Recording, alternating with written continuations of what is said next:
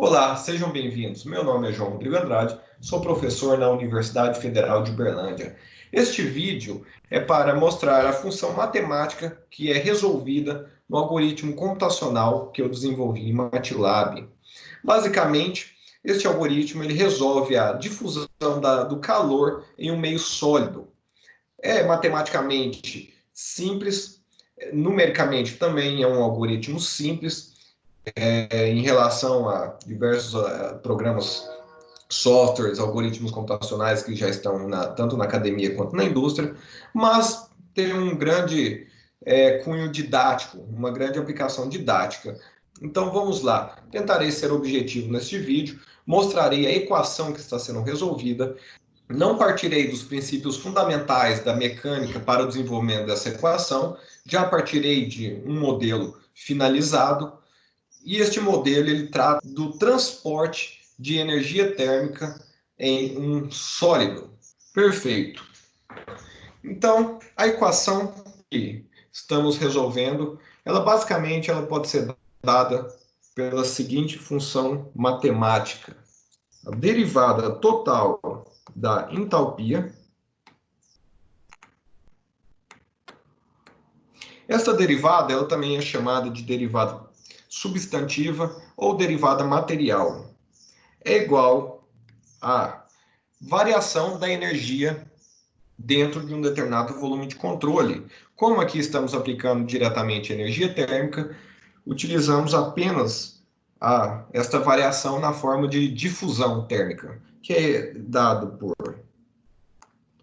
pelo divergente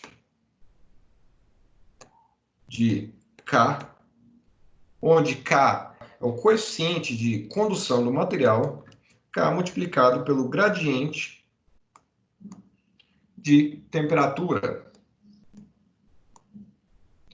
Adicionalmente, nesta equação, outros termos fontes poderiam ser incorporados, como, por exemplo, uma determinada fonte de calor, correto? Mas, no presente caso, como estamos analisando de forma introdutória a equação implementada, vamos desprezar este termo. Então, ele é aproximadamente nulo, correto? Desenvolvendo a equação acima, temos que a derivada total ela é dada como um termo temporal mais um termo relativo ao transporte da entalpia através do campo de velocidade interior do sólido. Então, V gradiente de H, correto? Como falamos anteriormente que é um meio estático, é um sólido, essa velocidade ela é nula, igual ao transporte de energia térmica por condução.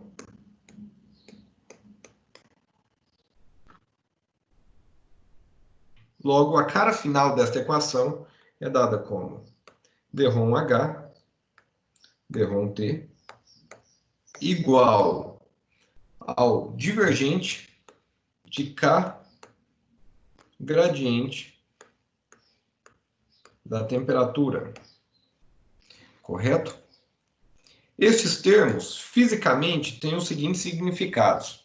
O termo do lado esquerdo, ele representa a variação temporal da entalpia presente em um determinado sistema, em um determinado volume de controle. Então, vamos chamá-lo de termo temporal. E o termo do lado direito é o termo difusivo. Ele representa a difusão de calor em um meio sólido.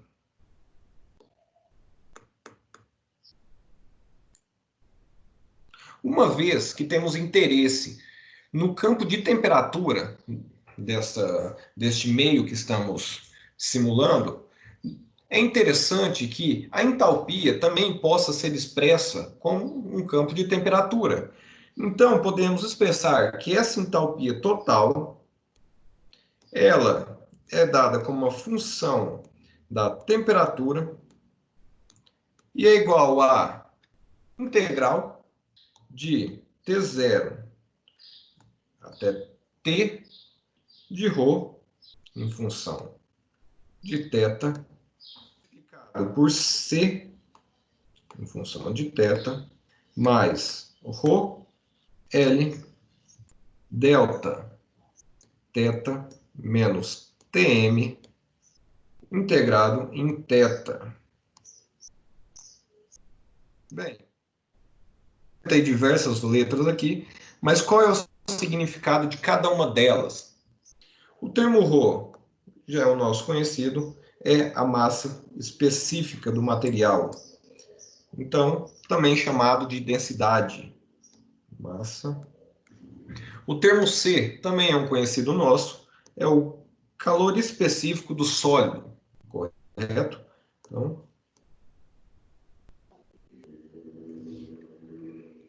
a função delta é uma função correspondente à função de Dirac e fisicamente ela representa qual que é a energia necessária que o material tem que absorver para mudar de fase. Ou seja, o que quer dizer? Esta equação para entalpia, ela não somente representa a variação de entalpia na fase sólida do material, mas também qual que é a entalpia necessária para a mudança da fase de sólida para líquida. Então, à medida que o sólido ele aumenta a temperatura, chega na temperatura de fusão e continua recebendo calor, continua recebendo energia térmica, uma maior parcela desse material vai estar se fundindo. E a temperatura voltará a subir apenas quando terminar 100% o processo de fusão. Então, esse termo delta, o delta de Dirac, ele representa a energia necessária a ser absorvida para fusão completa do material. A partir do momento que recebeu essa energia, a temperatura volta a subir, correto? Então vamos chamar de função de Dirac. E o Tm é considerada como a temperatura de fusão. Então, temos aqui um conjunto dado por duas equações. A equação da variação de entalpia e a relação da entalpia com a temperatura. Ok, então temos um conjunto de duas equações e essas equações não representam um sistema completo com solução, pois é necessária uma condição de contorno imposta à superfície do volume de controle que estamos trabalhando. No presente algoritmo, é possível a aplicação das condições de contorno dos três tipos, de primeira, segunda e terceira ordem, ou primeiro, segundo e terceiro tipo. O primeiro tipo é a condição de Dirichlet, onde é aplicada uma temperatura imposta. O segundo tipo é a condição de Neumann, onde uma derivada da temperatura imposta, ou melhor dizendo, fisicamente, um fluxo de energia térmica. E o terceiro tipo é uma combinação, a condição de contorno de Robin. Ok? Então, podemos aplicar três tipos. O primeiro tipo é a condição de contorno Dirichlet, correto? A temperatura na superfície é igual a um valor conhecido. Então, vamos chamar aqui de A, correto? Então, foi imposta essa temperatura na superfície. Esta é a primeira condição. A segunda condição, a condição de contorno de Neumann, e ela nos dá a seguinte informação: a derivada da temperatura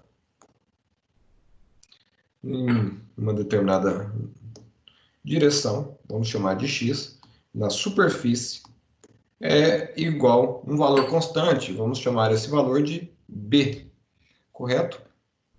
E a terceira condição é a combinação desses dois termos, onde é determinado valor multiplicado por t mais uma outra constante multiplicado por dt dx na superfície é igual a uma terceira constante, vamos chamar de c, correto?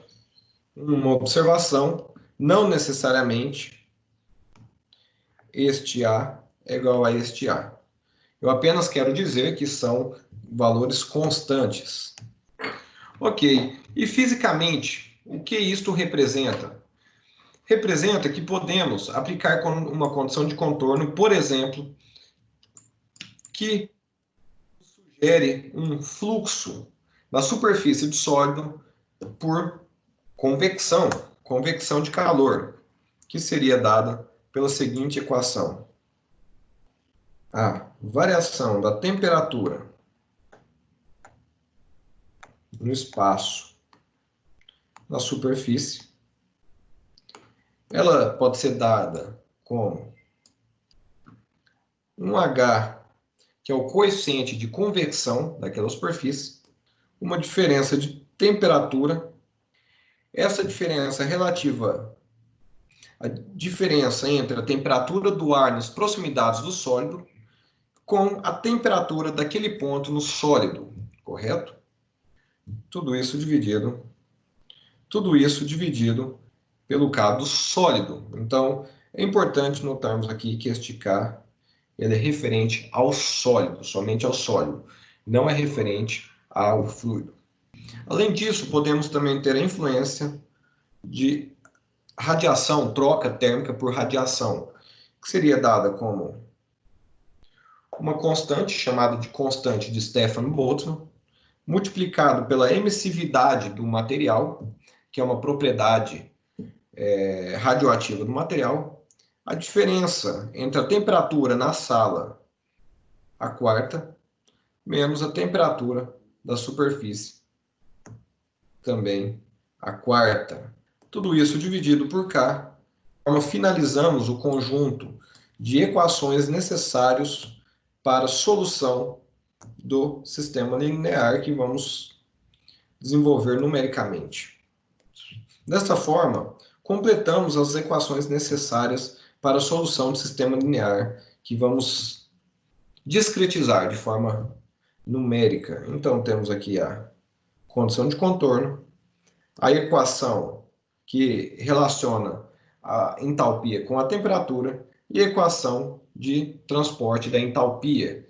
No próximo vídeo, vou mostrar como podemos fazer essa etapa numérica, que é a transformação de uma função matemática, onde matematicamente podemos enxergar algo que o computador consiga resolver através de métodos numéricos. Muito obrigado, até o próximo vídeo.